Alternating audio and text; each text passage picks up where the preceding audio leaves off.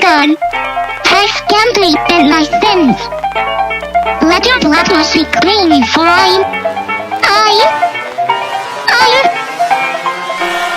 I'm a rotten girl. I swear I never sin again. But my patience running thin. Temptation flowing through my veins. And now the night is stuck on watching. I promise guiding down no more. But my heart I can't ignore.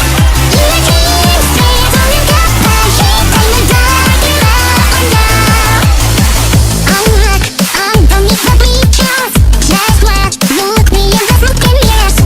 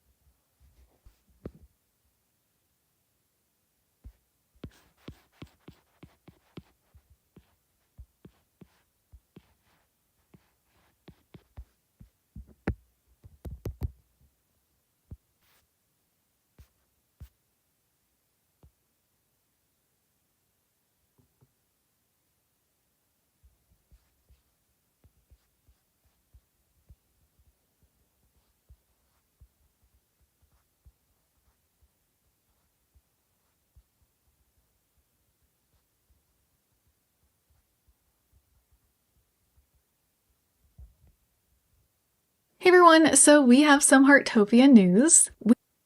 Fred Meyer always gives you more ways to save, like low prices in every aisle, plus you can clip and save more with digital...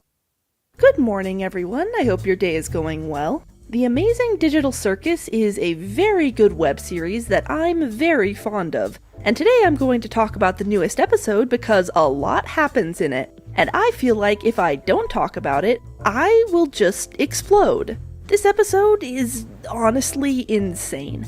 I think everyone was expecting this one to be a big one, but somehow it still managed to catch everyone off guard with what it decided to do, and the implications are just completely off the charts. There's a lot I want to touch on, so in an attempt to keep this analysis somewhat organized, we'll be going through the episode somewhat chronologically and talking about things as they come up. Hopefully, by doing this, I'll be able to convey why this episode has wormed its way into my brain in such a big way. Because there are layers to what's going on here. The events of this episode have been building for a long time, and it's going to take a while to unravel how deep it goes, and I might not even get to everything. But I'm going to try, and I think by doing that, we can appreciate this episode and maybe prepare for the emotional gut punch that's going to hit us in the next few. I'm very eager to get started on this one, so let's get right into it. I think it should go without saying, but just in case, this video contains spoilers for literally all of Amazing Digital Circus. So if you haven't seen it yet, you should probably go watch it, and if you don't care, I hope you enjoy yourself regardless. Sit back, relax, grab your favorite digital beverage, and get comfortable. It's time to dive into the Amazing Digital Circus.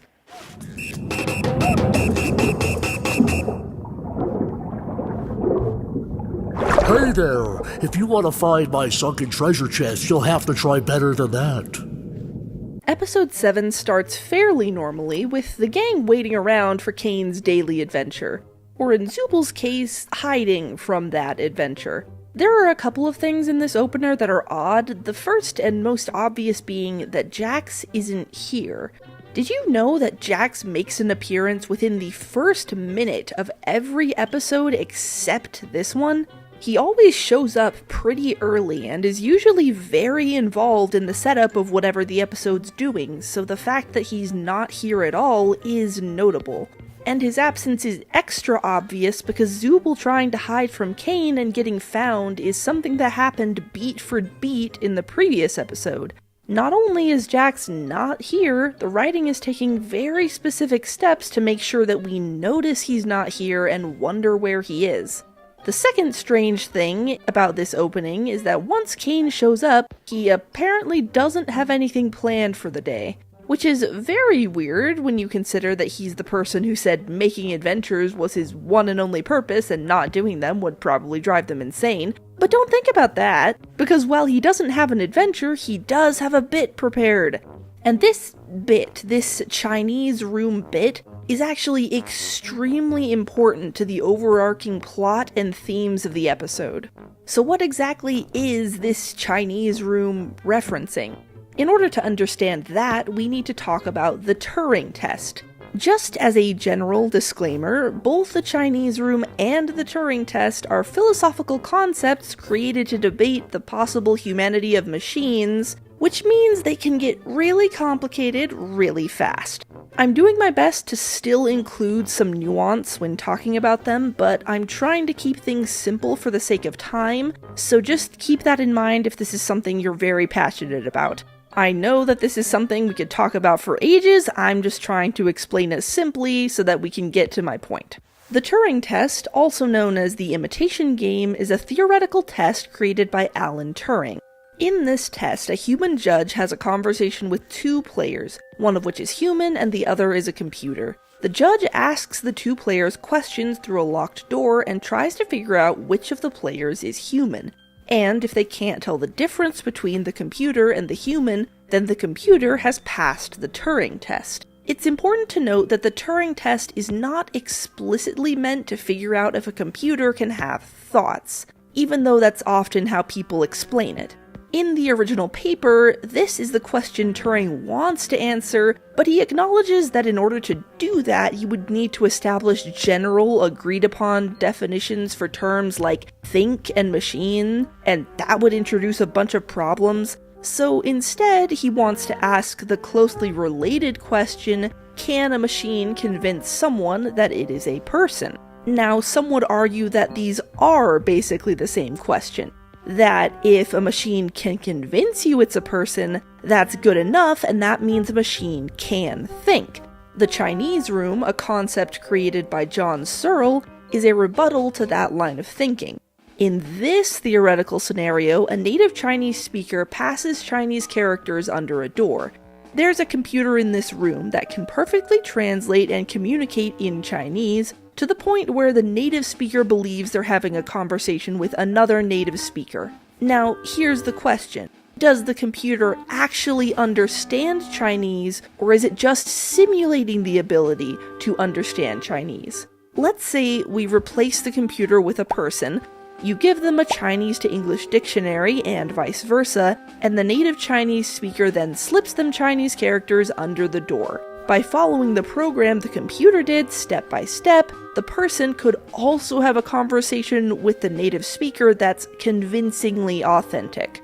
John Searle sees no difference between himself and the role of the computer in this scenario. They're both following a program to simulate understanding the conversation, but Searle does not know Chinese, and therefore the computer also does not know Chinese, since it's just executing a program the same way you would be. Therefore, no matter how human-like a program is programmed to act, it does not actually understand what it is doing and therefore cannot think. A machine is not alive simply because it's programmed to act like it is. Personally, I think this is a really long and roundabout way of explaining something that's become obvious in the last couple years. A random chatbot website is not polite and agreeable because it likes you. It's programmed to act that way because the website owner want their customers to have a good experience and give them money. People see humanity in robots not because they actually are human, but because people are empathetic and like to make connections. The humanity that we see in machines is a reflection of ourselves, and we see it in things that aren't people because that's just how we work.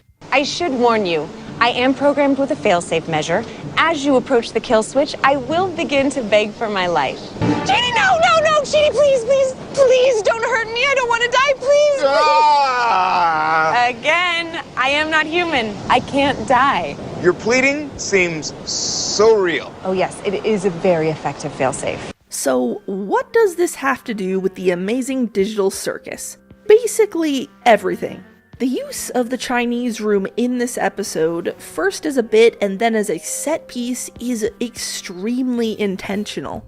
The show has referenced computer history before, but this is on a completely different level, because the core of this episode, the central beating heart of it, is whether or not the characters believe that Abel is a real person. Can Abel, and by extension Cain, pass the Turing test? But it doesn't just end there. If it was just about if Abel was a person, referencing the Turing test would be enough. But the episode instead chooses to model itself after the Chinese room, which is the philosophical scenario meant to prove that no matter how human a machine acts, it cannot think. The inclusion of the Chinese room is a deliberate choice to show the audience that no matter how human Cain might act, he is still fundamentally inhuman. What does it say? I don't know. I don't understand Chinese. Cain might act like a person, and he might be able to convince people through a proxy that he is a person, but the fact remains that he is a machine. Cain's desire to be human and be liked by humans is one of the main underlying through lines of the episode and the show, and the use of the Chinese room is telling us that there is something fundamental about Cain that means that he can't be human no matter how much he acts like one. and it's incredibly important for a series that focuses a lot on what it means to be human and what value you can find in. We all do it. You see a line and wonder, should I join it? Even crazier is that folks stick with insurance that keeps them waiting around to file a claim, while Geico's claim support is available day or night. What are you waiting for? No one knows. Life. Kane's character and why he does things are a big part of the series, but he's not the only important character of this episode. Another prominent one that we need to get into is Jax, and specifically his mental state. Jax's first appearance in this episode is about 3 minutes in, with this shot of him sitting far away from the others as they have fun and smash a watermelon with his face on it. Everything about this shot is framed to make us think that something is off about the way he's acting. As mentioned before, he's appeared much later in this episode than he usually does, and didn't take part in any of the opening bits, which is unusual for him. And now, the first shot we see of him has him far from the others, in the shade while everyone else is in sunlight, revealed by someone smashing a caricature of his face open. Even someone who'd never seen the show before would look at this moment and go, oh, something's up with that guy. And after this 2-second shot, the episode immediately cuts away, and we don't see Jax again until a minute later. That may not seem like a lot of time, but with the episode doing so much to make you wonder if he's okay, making the audience wait is significant.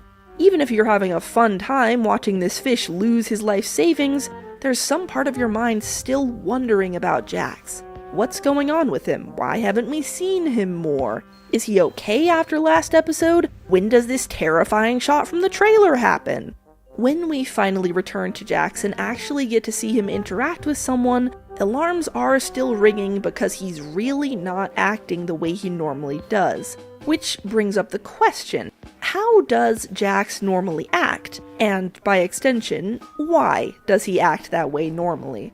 To put it bluntly, Jax on a normal day is kind of a tool. He's consistently selfish, rude, and dismissive of everyone else, and that's putting it somewhat lightly. But because Jax is a very popular character, this means there's an abundance of people willing to overanalyze everything he does in order to get to that sweet, juicy internal character motivation. I'm just a misunderstood little chicken fetus in an egg that needs to be cracked open. Yes! To be clear, this analysis is very warranted, and I'm part of that group wanting to crack him like a chicken egg. Jax is clearly someone who has a lot he's hiding, and his claims of not caring about anyone don't hold much water when you take the time to look with your eyes. But I have a slight problem with the conclusion a lot of people have come to. The general consensus I've seen is that Jax acts the way he does because he's trying to keep people away, because he doesn't want to go through the pain of losing someone the way he lost Ribbit, which isn't necessarily the wrong conclusion. Jax is uncomfortable with getting too close to people, and he's an expert at sabotaging those budding relationships when the need arises. But while this fear of connection is present, I don't think it's the source of his normal, everyday cruelty. Framing every mean thing Jax does as a calculated attempt to push others away just doesn't feel right to me. First of all, it makes it seem like if Jax decided to, aka if he just let someone get close to him, that would make all of his unsavory and bad behavior go away, which isn't true and really flattens his character. Second of all, it positions Jax as someone who's constantly thinking about the consequences of his actions, which I do not buy for a second.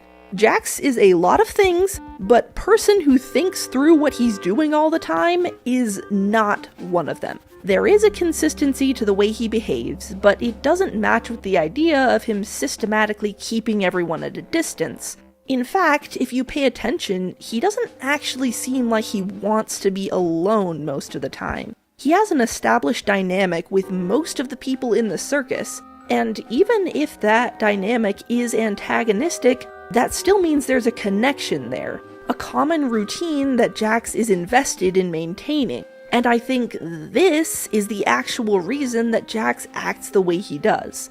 Jax has a very specific idea about how the circus works, and a very specific idea of how every person in the circus works. Everyone has their role to play, and that's how he likes it. Because if everyone is playing their role, he knows exactly what to expect. He knows exactly how everyone responds to his needling and general jerkishness, and that gives him a sense of control. And that's the center of all of this: control. Jax and everyone in this circus are living in a world where nearly everything happens on the whim of a set of dentures in a ringmaster costume. Caine says himself that the only thing he doesn't have control over are the minds of the circus residents, and Jax apparently questions even that. So what do you do when you're trapped in a place where you have no control over anything? You find a way to take control in any way you can think of. You find a way to assert your own personhood, even when it feels like nothing you do matters. Taking the time to savor Thomas's crunchy yet soft bagels. Thanks, Tom. It's Tom, actually. Right, Tom. Tom. You doing that on purpose? Tam. Tam.